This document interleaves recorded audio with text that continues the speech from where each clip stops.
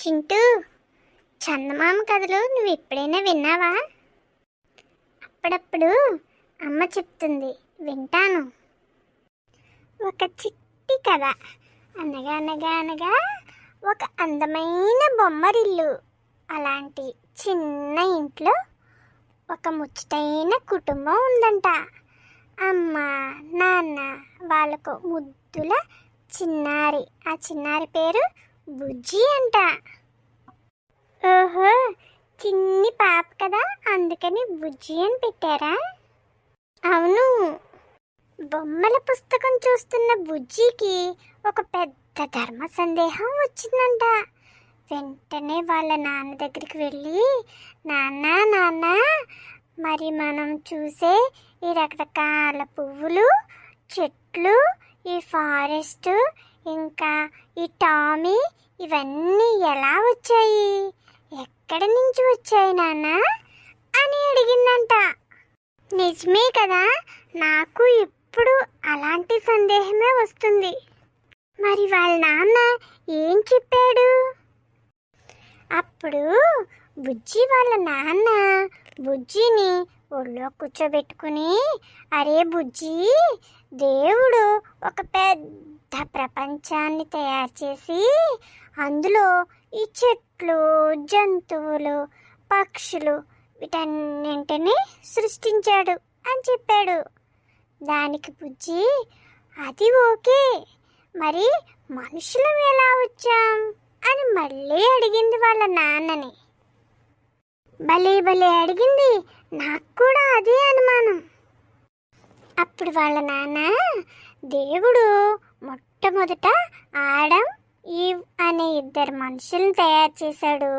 ఆ తర్వాత వాళ్ళకి పిల్లలు పుడతారు కదా, అలా అలా అలా రోజులయ్యేసరికి ఇంతమంది మనుషులం అయిపోయామన్నమాట అని చెప్పాడు బుజ్జి వాళ్ళ నాన్న. అప్పటికి బుజ్జికి సందేహం తీరినట్టే అనిపించింది. బుజ్జి వాళ్ళ అమ్మ దగ్గరికి కూడా వెళ్ళి అదే ప్రశ్న అడిగింది. అమ్మా, మనమందరం మనుషులం ఎక్కడి నుంచి వచ్చాం అని. దానికి సమాధానంగా బుజ్జి వాళ్ళమ్మ, చాలా ఏళ్ల క్రితం ఈ భూమి మీద చాలా కోతులు ఉండేవి బుజ్జి. ఆ కోతుల నుంచి క్రమక్రమంగా మనుషులందరూ వచ్చారు అని చెప్పింది. అప్పుడు బుజ్జి, ఓహో అలాగా అని అయితే అందుగాని, ఒకే ప్రశ్నకి నాన్న ఒక సమాధానం, అమ్మ మరొక సమాధానం చెప్పారేంటబ్బా అని ఆశ్చర్యపోయింది. మరి నిజమే కదా? బుజ్జి అడిగింది కదా, నాన్న మనుషులు ఎక్కడి నుంచి వచ్చారు అంటే నువ్వేమో దేవుడు సృష్టించాడు అని చెప్పావు కదా. అమ్మని అడిగితే మనుషులు కోతుల నుంచి వచ్చారు అని చెప్పింది. ఇంతకీ ఇందులో ఏది కరెక్టు? నాకు చాలా కన్ఫ్యూజన్గా ఉంది డాడీ అంది. నిజమే కదా, నాకు కూడా చాలా కన్ఫ్యూజన్గా ఉంది. అప్పుడు బుజ్జి వాళ్ళ నాన్న ఏం చెప్పాలో తెలియలేదు. ఇక ఏమన్నాడంటే, అప్పుడు బుజ్జి వాళ్ళ నాన్న నవ్వేసి నవ్వేసి, ఇందులో కన్ఫ్యూజన్ ఏమీ లేదురా బుజ్జి, చాలా సింపుల్. నువ్వు అడిగిన ప్రశ్నకి నేనేమో నా వైపు కుటుంబం అంటే నానమ్మ, తాతయ్య, వాళ్ళమ్మ, వాళ్ళ నాన్న, వాళ్ళందరి గురించి నేను చెప్పాను.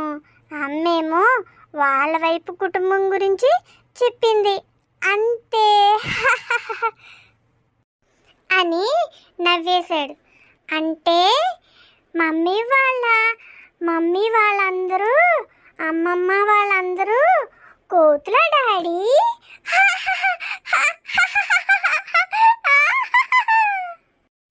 అని బుజ్జి నవ్వేసింది, కానీ కన్ఫ్యూజన్ అయితే పోలేదు.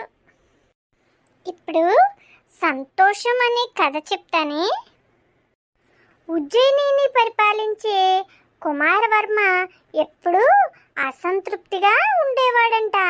అందుబాటులో ఎన్ని ఉన్నా లేని దాని గురించే ఆలోచించేవాడంట.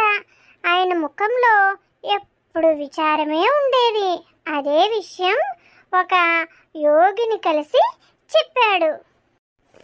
రాజు సమస్య ఏమిటో యోగికి బాగా అర్థమైంది.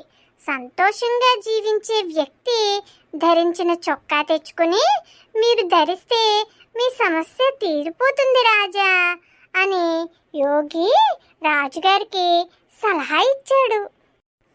అలా చొక్కా వేరొకరు చొక్కా వేసుకుంటే సంతోషంగా ఉన్న వాళ్ళది రాజుగారికి కూడా సంతోషం వచ్చేస్తుందంటావా? ఏమో మరి, కథ విను.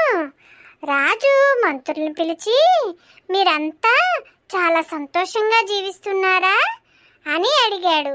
ఆ రాజు ప్రశ్నకు అందరూ లేదు మహారాజా, మేము సంతోషంగా లేము అన్నారు. దానితో రాజుగారు అయ్యో ఇప్పుడెలా అనుకుని భటుల్ని పిలిపించి 24 గంటల్లో నగరంలో సంతోషంగా ఉన్న వ్యక్తి ఎవరో గుర్తించి వాళ్ళని నా దగ్గరికి తీసుకురండి అని ఆజ్ఞాపించారు. వాళ్ళు నగరం మొత్తం వెతికినా ఏ సమస్య లేకుండా సంతోషంగా జీవిస్తున్న ఒక్క వ్యక్తిని కూడా గుర్తించలేకపోయారు. అదే విషయాన్ని రాజుగారికి విచారంగా చెప్పారు. ఆ సమాధానంతో రాజుగారు చాలా నిరాశపడిపోయి తానే ఆ వ్యక్తిని గుర్తిస్తానంటూ రాజ్యంలోకి బయలుదేరారు. అలా బయలుదేరిన రాజుగారికి ఒక పొలంలో పాడుతూ పని చేసుకుంటున్న ఒక రైతు కనిపించాడంట. రాజుగారికి చాలా సంతోషం వేసేసి అతడి దగ్గరికి వెళ్ళి నీకు ఏ సమస్యలు లేవా అని అడిగారంట. నేను కష్టపడి వ్యవసాయం చేస్తున్నాను, భూదేవి అన్నం పెడుతుంది, ఆకాశం నీడనిస్తుంది, ఇంకెందుకు సమస్య చెప్పండి అని నవ్వుతూ చెప్పాడంట రైతు. ఆ మాటలతో తాను వెతుకుతున్న వ్యక్తి దొరికాడని రాజుగారు సంబరపడిపోయి నీకు కావలసినంత డబ్బు ఇస్తాను, కానీ నువ్వు వేసుకున్న చొక్కా నాకు ఇవ్వవు అని రాజుగారు రైతుని జాలిగా అడిగారంట. దానికి రైతు రాజా నేను మీకు చొక్కా ఇవ్వలేను, ఎందుకంటే నేను కట్టుకున్న చిరుగుల పంచె తప్ప నా దగ్గర మరేమీ లేదు, నేను అసలు ఎప్పుడు చొక్కాయే వేసుకోలేదు, చొక్కా అంటే నేను ఎరుగను అని సమాధానం చెప్పాడు. అప్పుడు రాజుగారికి యోగి చెప్పిన మాటల వెనుక ఉన్న ఉద్దేశం అర్థమైంది.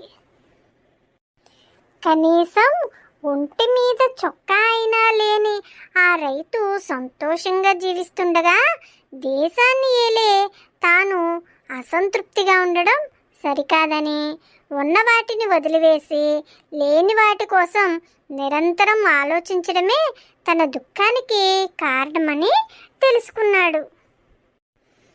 బంటి, బాగుందా మరి ఈ కథ? చాలా బాగుంది చింటూ. ఎందుకంటే మనం కూడా మన ఇంట్లో ఉన్న వాటిని వదిలేసి మన ఫ్రెండ్స్ ఏమేమి బొమ్మలు ఉన్నాయో, మన ఫ్రెండ్స్ దగ్గర ఏమి వస్తువులు ఉన్నాయో వాటినే అడుగుతాం. మనకున్న వాటితో మనం సంతృప్తి పడితే మనం ఎంతో సంతోషంగా ఉంటామని నాకు అర్థమైంది చింటూ.